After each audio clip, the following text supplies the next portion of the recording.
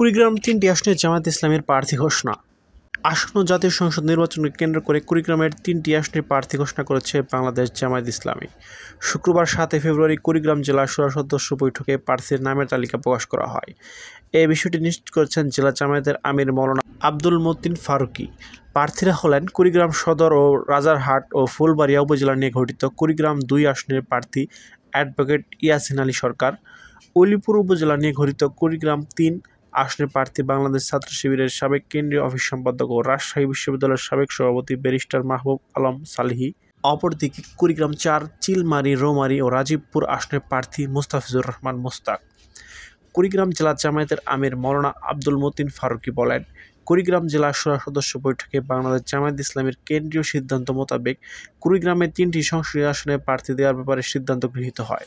তবে কুড়িগ্রাম ১ আসনের বিষয়ে এখনও সিদ্ধান্ত হয়নি বলে জানিয়েছেন কুড়িগ্রাম জেলা জামায়াতের আমির